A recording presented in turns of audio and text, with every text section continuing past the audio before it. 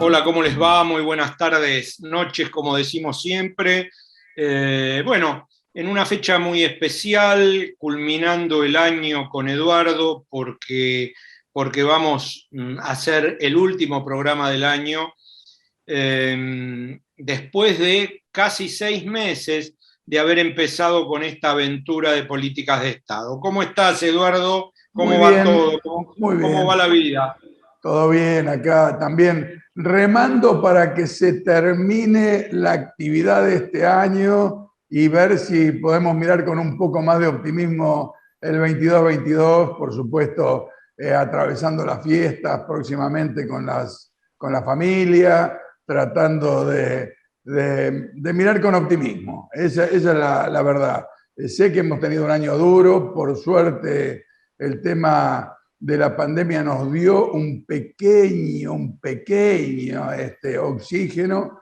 Lamentablemente en estas horas se percibe no solo en Europa, sino también en la Argentina un incremento de la cantidad de casos. Eso me tiene inquieto, por supuesto, y junto con eso y la inquietud que me genera, percibo de que la vacuna o las vacunas vienen haciendo, parecería efecto, ¿no? Me parece importante esto rescatarlo porque si bien está creciendo a niveles ya de los 4 o 5 mil casos diarios de infectados, el índice de mortalidad aún por suerte sigue siendo bajo, ¿no? Pero hemos sufrido mucho. Este es un año difícil, por eso yo creo que quienes nos ven seguramente comparten con nosotros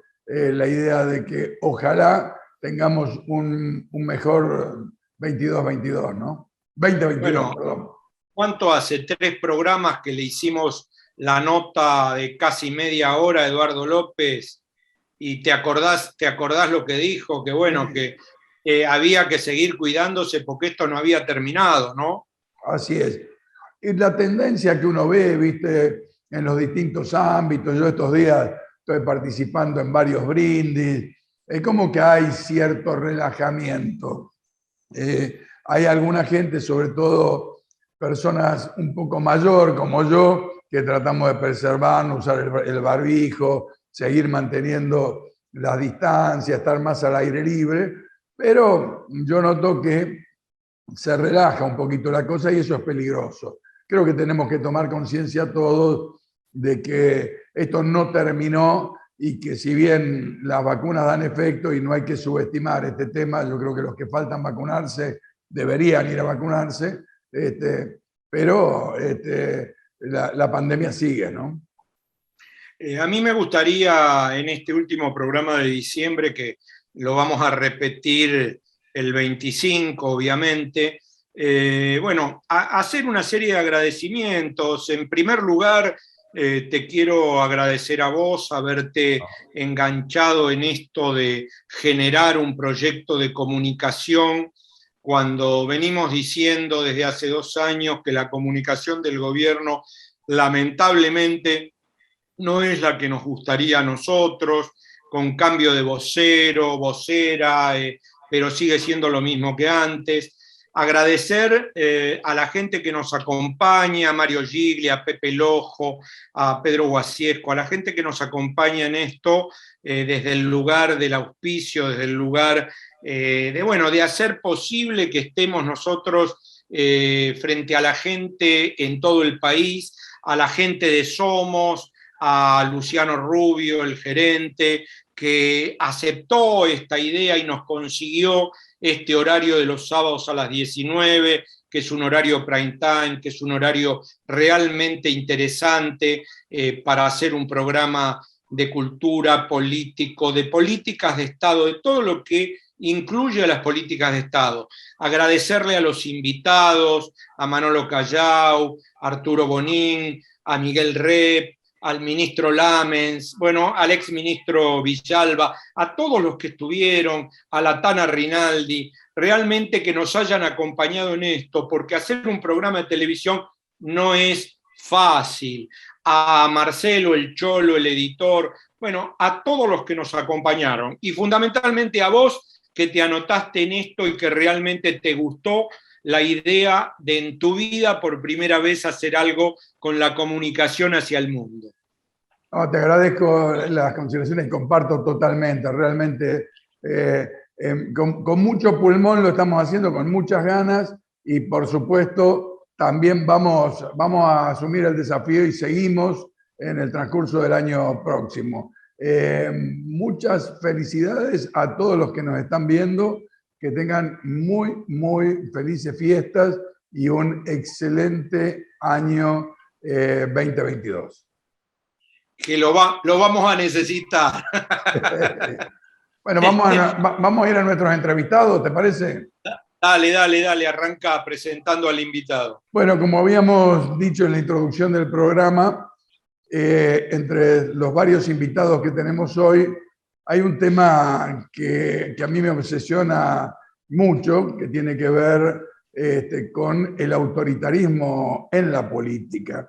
Me parece que es un fenómeno que no solo ocurre en la Argentina, sino que es un fenómeno mundial con una expresión muy especial en Argentina particularmente.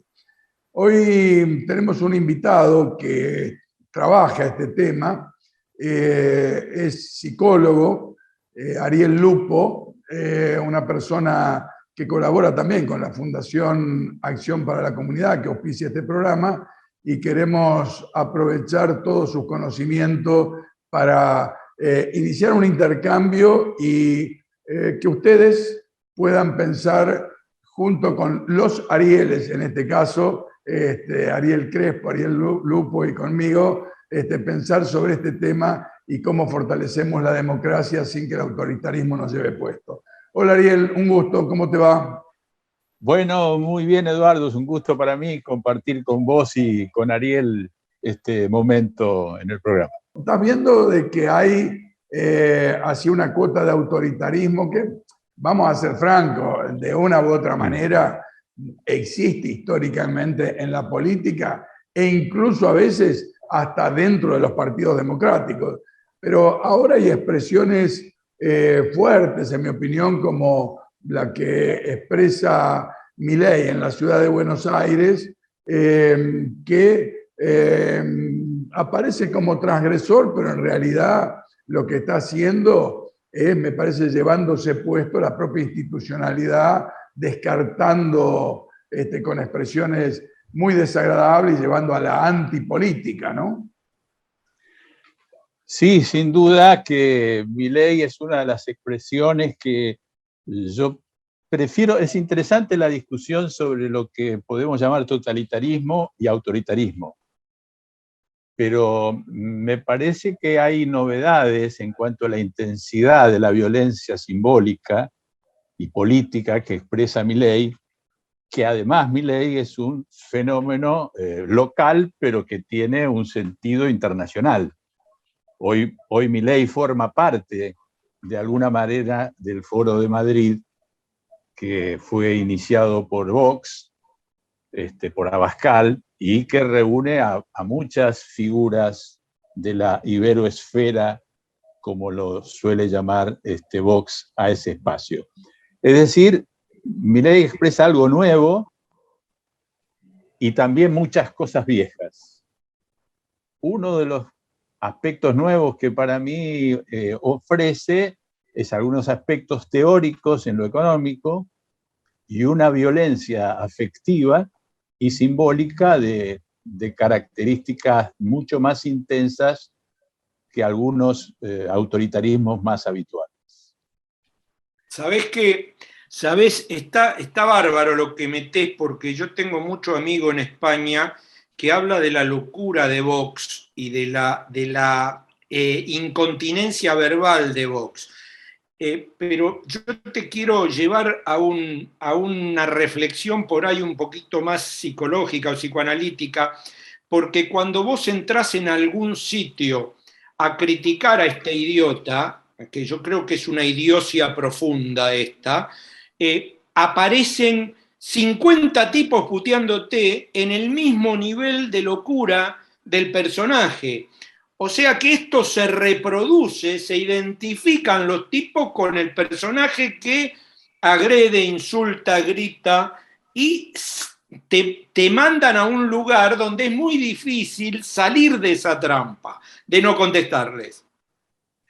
Sí, sin duda, y en realidad él explota, como toda la ultraderecha mundial, explota un clima favorable a la antipolítica. Vos hablaste justamente de los idiotas y sabemos que en la concepción griega, Claro. los idiotas eran los que no se interesaban por la política, ¿no? Claro. Pero, digamos, esto está teniendo algún tono, para mi gusto, preocupante. Claro, claro, claro. Sí, que el clima político en la región, por tomar, vive un nivel de incertidumbre que, supongamos, un triunfo de Kast el domingo, el apuntalamiento del bolsonarismo, etcétera, puede modificar totalmente el mapa de la región, como un triunfo de Boric, un triunfo de Petro o un triunfo de Lula en Brasil, también puede generar un escenario nuevo en lo político. Hoy yo creo que vivimos un plano de mucha incertidumbre, con un crecimiento todavía minoritario, pero de muchísima intensidad y de muchísima violencia en figuras que hoy en la Argentina las lidera Milei, acompañado por otros, digamos, ¿no? Obviamente, pero yo les cuento una anécdota breve para que ubicarse. La figura de la economía que Milei trae como novedad es un tal Rothbard. Y trae a Hayek. Hayek, que fue un pinochetista, un economista, digamos, premio Nobel, y fue pinochetista, digamos, y defendió el programa económico de Chile, escribió un libro que se llama la arrogancia, la aplastante arrogancia, o la contundente arrogancia, no recuerdo bien. Esta idea, la fatal arrogancia. La fatal arrogancia estaba referida en ese escrito, en ese libro de Hayek, a la izquierda, a la arrogancia de la izquierda. Hayek hablaba de que había que aplastar la tiranía del otro, es decir, quebrar todo tipo de lazo de solidaridad y impulsar el egoísmo humano.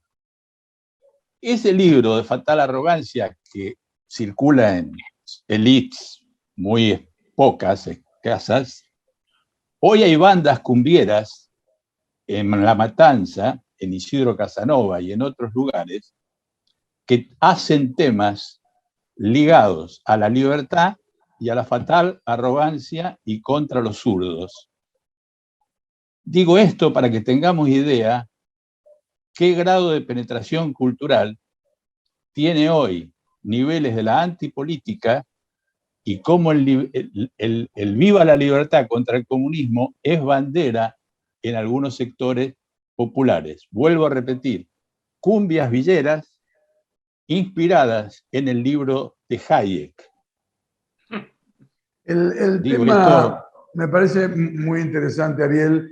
El tema me parece, a diferencia de una ubicación tradicional izquierda-derecha, burguesía, sectores poderosos y proletarios y marginados, digamos, en este caso me parece que en el marco de una crisis profunda que se está viviendo desde el punto de vista político, ideológico, de representación, de institucionalidad en el mundo, no estoy hablando de una situación particular de algún país, sino en el mundo, creo que hay estos elementos fuertes, te aparecen que posiciones autoritarias que favorecen a sectores que quieren preservar el statu quo, terminan tentando a algunos sectores humildes, populares, como vos hacías referencia. Me parece que ahí es donde viene la peligrosidad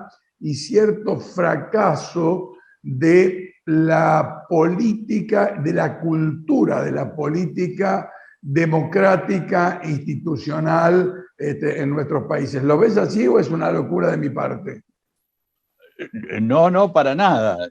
Yo por ahora, antes de hablar de fracaso de la democracia, hablo de un serio debilitamiento. ¿Con esto qué quiero decir? Que hay esperanzas, o yo creo, de recuperar espacios y recuperarle, pero hay una crisis de la vida democrática, y en esto estoy totalmente de acuerdo que ellos se expresan, y yo creo que esto se asienta, entre otras cosas, en una vieja debilidad del marxismo, que hizo una lectura muy economicista de la subjetividad política. Hoy, la subjetividad antipolítica cruza todas las clases sociales. Uno puede ir a cualquier ámbito, del medio, de arriba y de abajo, y puede encontrarse con un perfil de desprecio y de rechazo a los políticos clásicos y a la política misma. Claro. No distingue clases sociales, digamos, cuando hay un voto antipolítica. Y Milei se ha logrado meter dentro de la política como si estuviese afuera. Entonces, él se declara anti-status quo. Anticasta. Claro. Lo precisó más como anticasta y anti-status quo. Claro. Él logra instalarse ahí, y fíjense lo interesante. Él hace un recorrido de todos sus votos, a quién votó. Él vota desde 1989. Voto 1989 es Alzogaray. Voto 95 es Menem. Voto, el de la Alianza, es Cavallo. Voto del 2003 es López Murphy. Luego 2007 y 2011 no vota. 2015 vota Macri y 2019 vota Spert. Fíjense qué afuera que está de la política. Está muy adentro. Claro. Y parece que estuviese afuera. Claro, claro. Bueno, es tratar de contactar justamente con este tema de la antipolítica. En mi opinión es peligroso la antipolítica. Uno puede ubicar la deficiencia de la política, la deficiencia del sistema representativo, la deficiencia del republicanismo. Objetivamente en estas horas estamos en un debate que le instala el propio presidente de la Nación, Alberto Fernández, sobre el rol de la justicia, la situación de la Corte Suprema, la necesidad de repensar todo eso. Pero una cosa es repensar y otra cosa es la descalificación sin propuesta, porque me parece que eso lleva a que los que tienen cuota de poder mantengan y reproduzcan el poder, y muchas veces acompañado por los sectores que sufren esas situaciones, ¿no? Sí, claro, sabemos, coincido, Eduardo, que la antipolítica es otra cara de la política. No está afuera, es un rostro que tiene un poder destructivo porque parece situarse afuera y sin embargo está muy adentro. Con lo cual el poder de destructividad de la antipolítica es mayor. Por eso digo, acá, para mí el gran adversario en términos afectivos es el odio. Y recientemente yo vi un acto en Córdoba que se llama Ministerio del Odio. Ese Ministerio del Odio, reivindicado como odio, todos sectores juveniles, llamando al enfrentamiento sin piedad hasta que escupan sangre, y llamando a armarse, a la acción concreta. Era el tercer acto que ya hacían estas fuerzas, que tienen a Milei entre sus líderes. Por eso digo, ahí hay un germen destructivo muy grande, que solamente para mí la verdadera oposición a esa es la vida democrática. Yo no sé si vos te acordás, Ariel, te debes acordar, y Eduardo me imagino que también. No quiero ser agorero, pero ¿te acordás del huevo de la serpiente? Sí, sí, claro, claro, me acuerdo perfectamente. Y ese es un tema que tenemos que tomarlo en serio sin exagerarlo. Tenemos que tomarlo en serio porque hay un clima internacional de mucha inestabilidad emocional y política, mucha inestabilidad, que da lugar para delirios impensables, impensables. Yo les cuento brevemente cosas anecdóticas. Una legisladora del Partido Republicano, Taylor Greene, desarrolló la idea y la expuso de que en una pizzería de Nueva York estaba comandada esa pizzería por Hillary Clinton y se montaba una red de pedofilia. Esa es legisladora republicana que además dijo hace poco que hay que dispararle con un arma en la cabeza a los demócratas. Y tuvo una sanción, pero sigue siendo legisladora. Como estos ejemplos, hay muchos. Y Trump es quien lidera esa orientación política y esa orientación emocional. No olvidemos, hace 2 meses tuvimos elecciones en Virginia, en Estados Unidos. Biden había ganado por 10 puntos en las elecciones presidenciales. Perdió ahora con un simpatizante de Trump. En las elecciones en New Jersey, que hará unos días, las elecciones en New Jersey, había ganado por 20 puntos Biden. Hicieron un empate técnico y en ese empate técnico le sacó un hocico el demócrata al republicano. Ariel, para que tenga... Sí.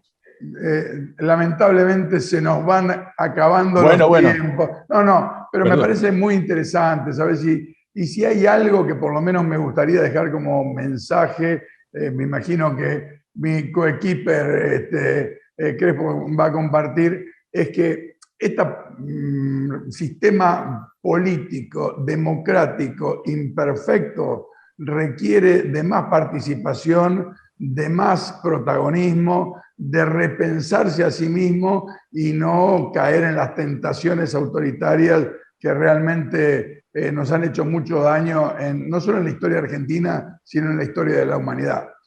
Yo te despido con mucho afecto, como le dijimos en la apertura también a nuestros televidentes, deseándote muy felices fiestas y bueno, que tengamos un 2022 muchísimo mejor. Gracias, Ariel. Gracias, Eduardo. Gracias, Ariel. Igualmente para ustedes y para toda la audiencia. Lo mejor para vos. Gracias. Acompaña a Política de Estado Puerto La Plata, un importante nodo logístico para los sistemas productivos de la región. Un puerto en continuo desarrollo. Puerto La Plata, el puerto del futuro.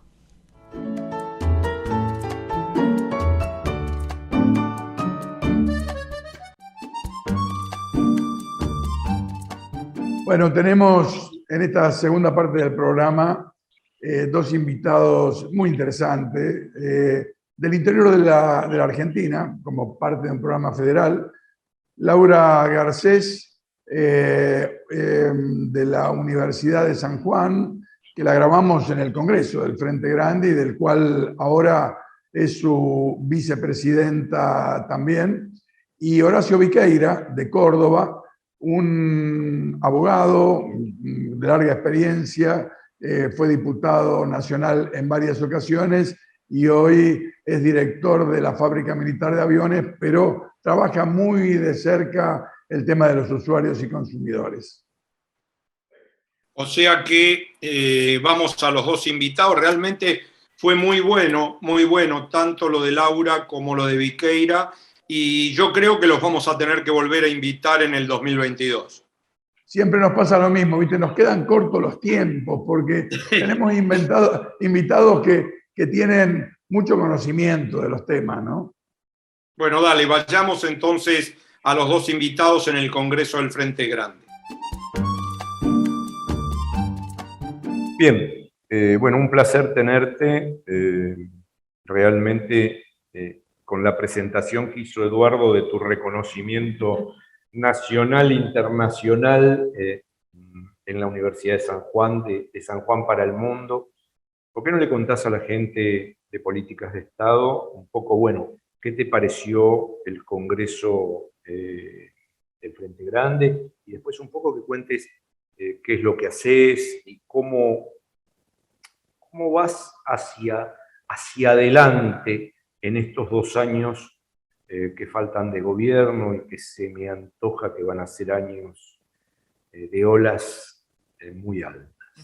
Bueno, primero celebrar que después de 2 años, después de la pandemia, de 2 años de pandemia prácticamente, nos vamos a encontrar presencialmente. Eso le da una fuerza al frente importante, y darnos cuenta cuando nos hemos encontrado, como es que uno va sabiendo por contacto, pero no es lo mismo contado en primera persona, del crecimiento que ha tenido, por lo menos en nuestro distrito en San Juan y en otras provincias, la consolidación del frente. Recién contaban de Tierra de Fuego, que había conseguido la personería jurídica.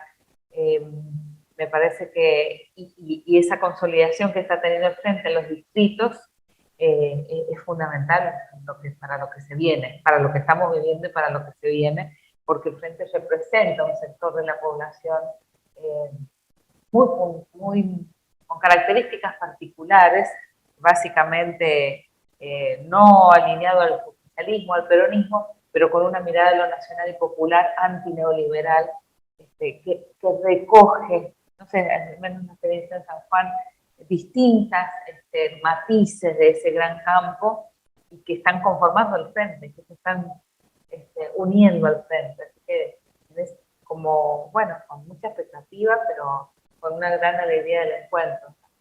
Yo fui muchos años docente universitario, fui primario, secundario, universitario, o sea que no me es extraña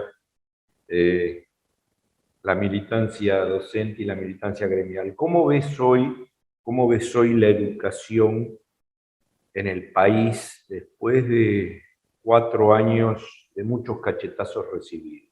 Bueno, yo mi experiencia puntualmente en la universidad, he sido hace muchísimos años docente en el secundario, pero la experiencia y la militancia también fuertemente en la universidad.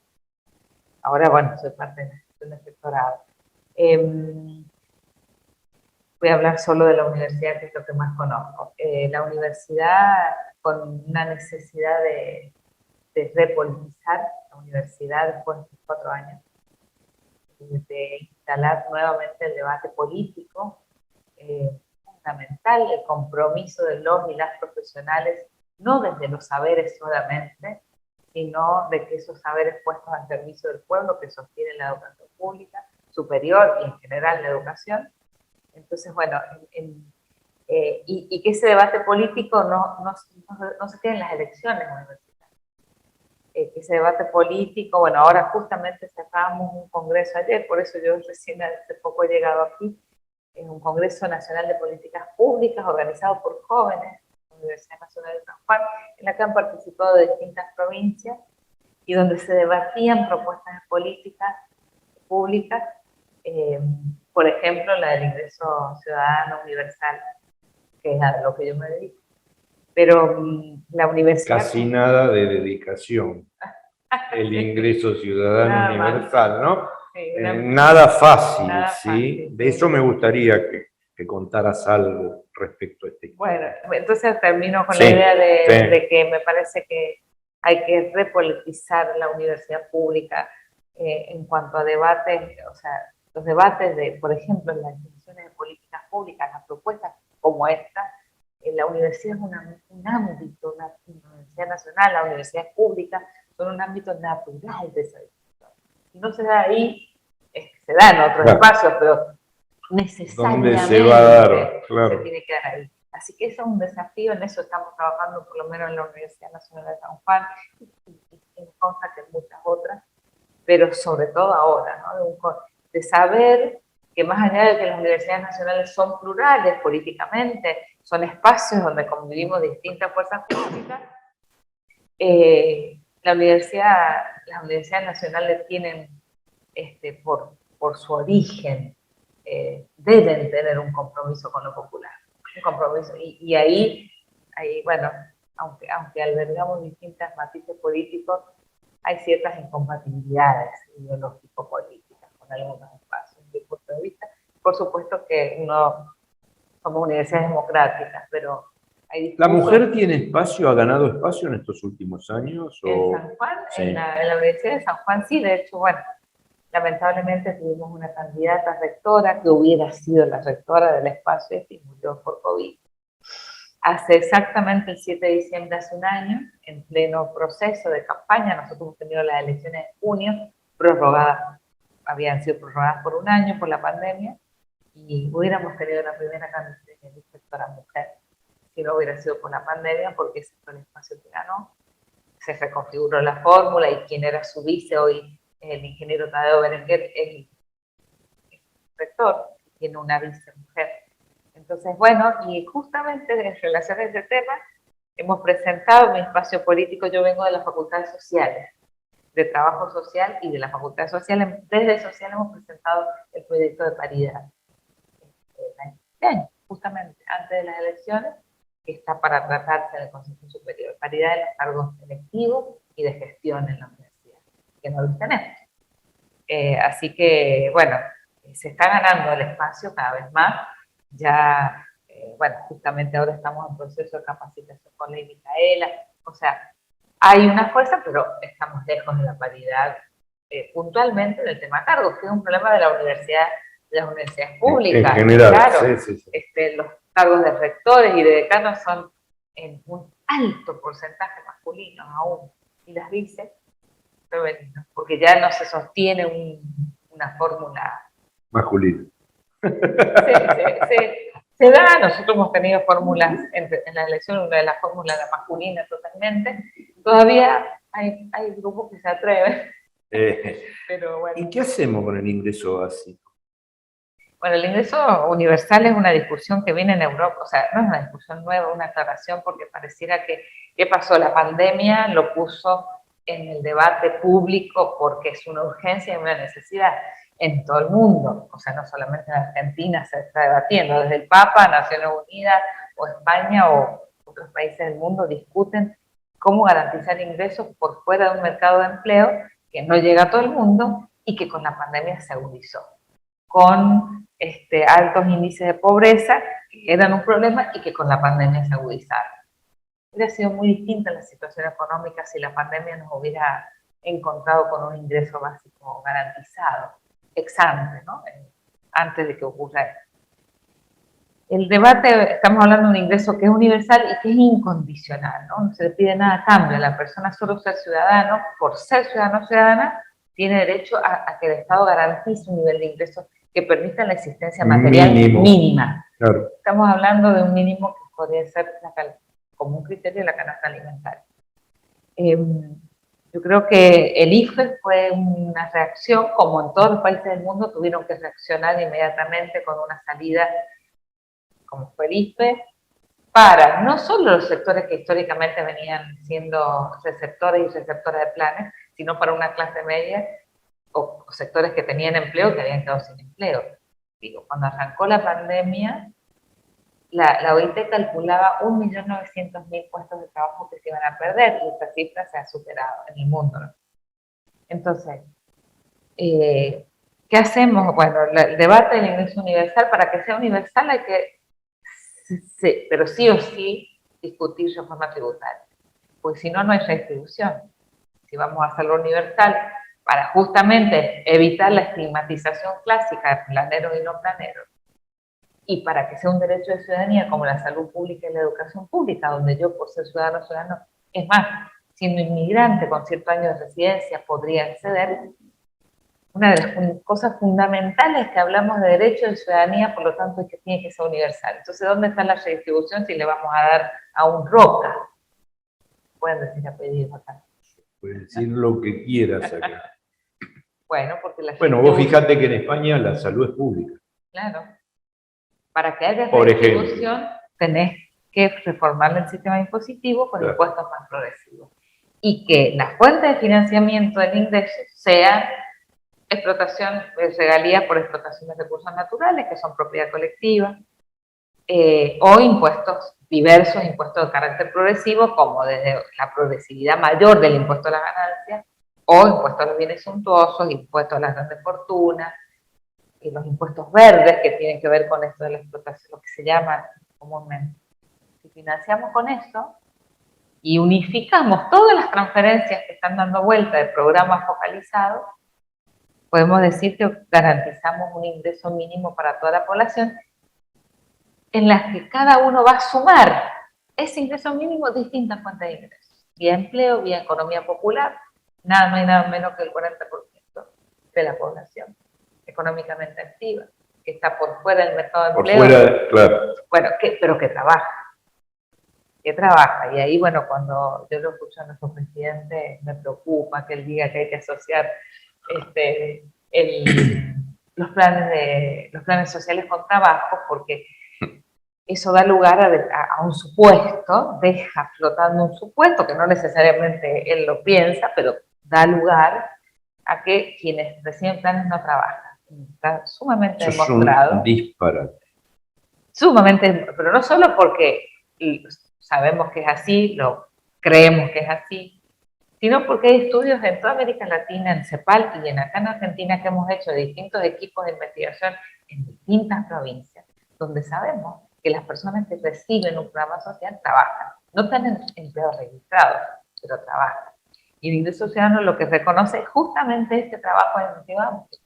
Trabajo doméstico, trabajo voluntario, todos los trabajos comunitarios, trabajos de cuidados en sentido amplio, con todo lo que eso significa, que sostuvieron a la población adentro de las casas. Ese trabajo de cuidado sostuvo en la pandemia adentro de las casas a las personas. Y se encargaba del cuidado de la alimentación, de la salud y todo, ¿no? Esos trabajos que no son el empleo, son socialmente útiles, el trabajo artístico, no el artístico comercial. Todas las dimensiones del trabajo artístico son trabajos, y de la economía popular. Bueno, yo te doy las gracias por esta charla. Realmente es apasionante, te vamos a volver a convocar porque esto es algo de lo que desgraciadamente no se habla, o se habla muy poco. Y el nombre del programa es Políticas de Estado. O sea que me parece que queda claro, y más viniendo de una mujer, ¿sí?, que esto tiene un valor agregado en esta discusión. Y me parece bárbaro lo que dijiste al final, que no se confundan los discursos. Gracias otra vez. No, gracias. Lo mejor para tu trabajo y para ustedes en San Juan en el año que se avecina. Y bueno, seguramente te vamos a volver a invitar al programa. Con gusto, aquí estoy. Seguimos con el próximo invitado. Bien, es un placer tener al invitado, sobre todo porque los temas que maneja son temas, estábamos hablando recién, off de cámaras, temas demasiado sensibles para el pueblo, para la gente, para los compañeros. Ponele el nombre que quieras, ¿no? Trato al consumidor. ¿Qué hacemos? Bueno, consumidores, usuarios. Horacio Viqueira, sí, les digo por si no lo conocen. Bueno, vamos a hablar largo y tendido sobre todo Córdoba. este tema. De Córdoba. De No, Córdoba. me refiero, por un lado está el tema de los consumidores, pero particularmente lo que hemos trabajado más es la situación de los usuarios.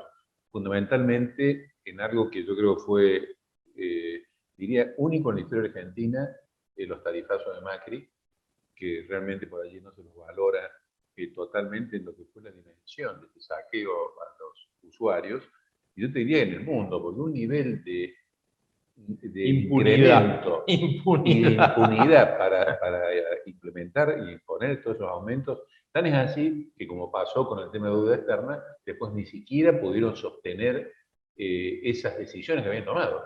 Porque si vos te recordás, los últimos meses del gobierno Macri tuvo que empezar a suspender porque era imposible pagar las tarifas que había impuesto, que por supuesto beneficia a pequeños grupos altamente concentrados de economía, las 6, 7 empresas energéticas de Argentina. La pregunta del millón sería, ¿por qué pensás que los usuarios se quedaron tan quietos con esa barbarie de los aumentos? Bueno, ese es un poco el punto. Nosotros trabajamos muy bien, inclusive hace un rato estuve conversando con un compañero, Mariano Lovelli, de La Plata.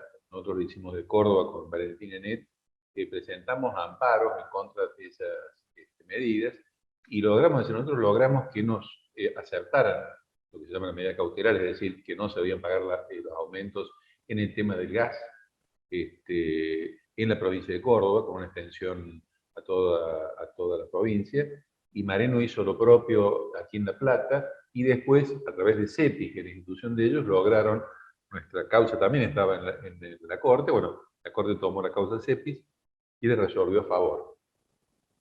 Ahora, lamentablemente, si bien hubo algunas movilizaciones, pero nunca, me refiero a movilizaciones no solamente a salir a la calle, sino a expresiones de distinto tipo. Nosotros, conjuntamente con eso, me refiero con la cuestión estrictamente judicial, somos abogados, ponemos un poco nuestro título al servicio de estas causas,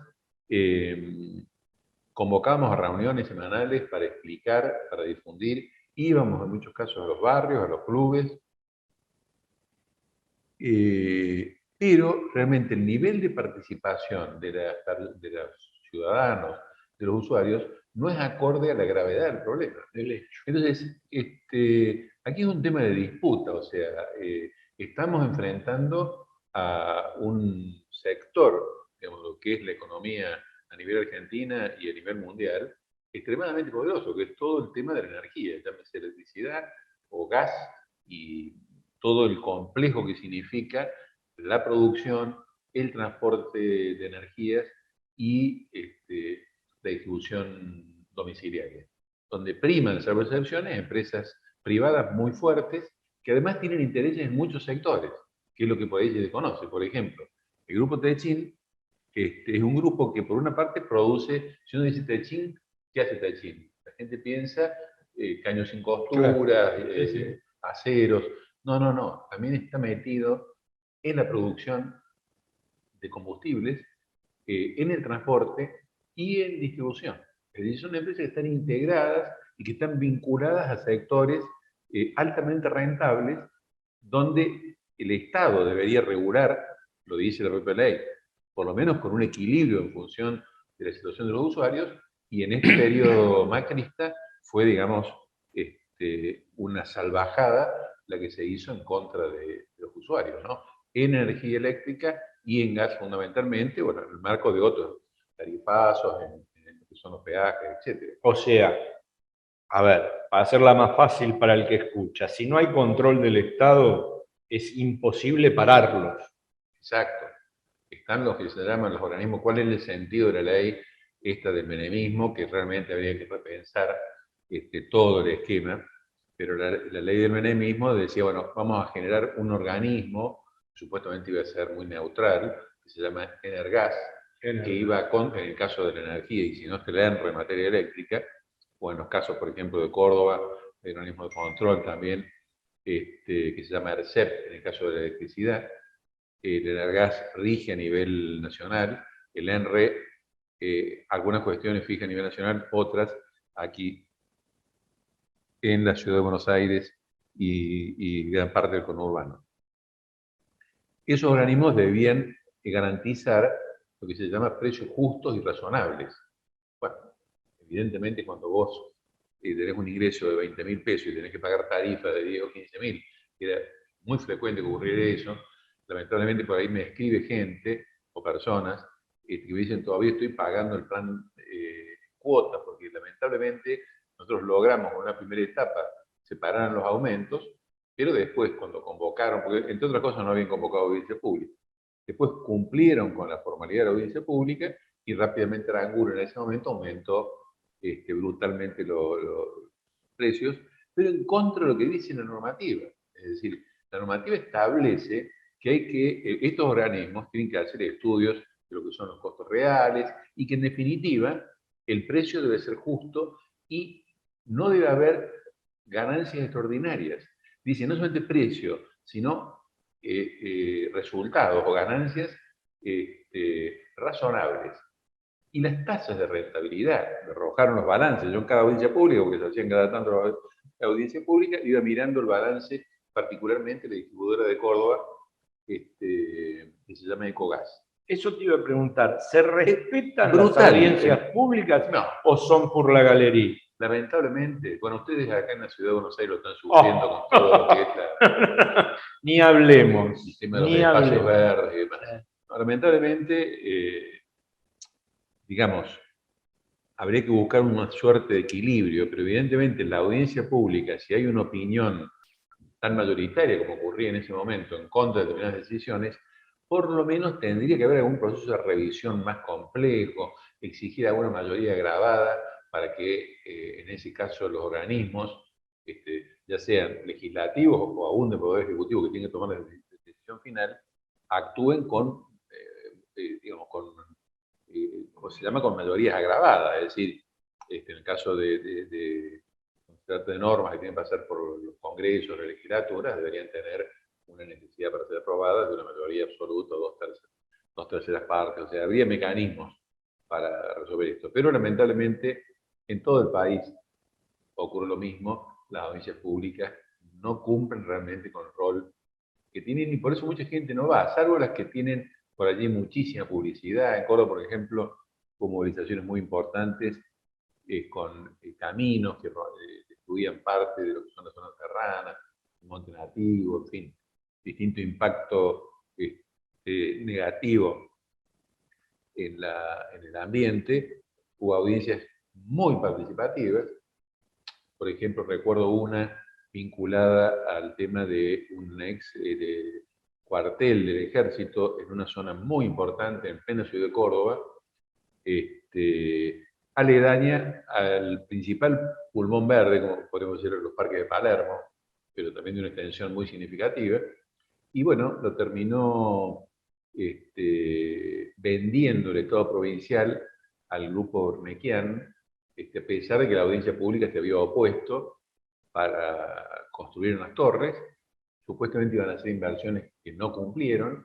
Pero bueno, esto lamentablemente es lo que se repite en Argentina. Y en muchos casos, un poder judicial que cuando uno va y reclama frente a este tipo de atropellos y claras violaciones, en muchos casos, a las normas, no funciona como debe funcionar. ¿Cuál sería, a ver, se me ocurre en este momento, pero vos le dejarías un último mensaje a los usuarios? ¿Te debes acordar, no se queje si no se queja? Sí, claro. Sí, me acuerdo.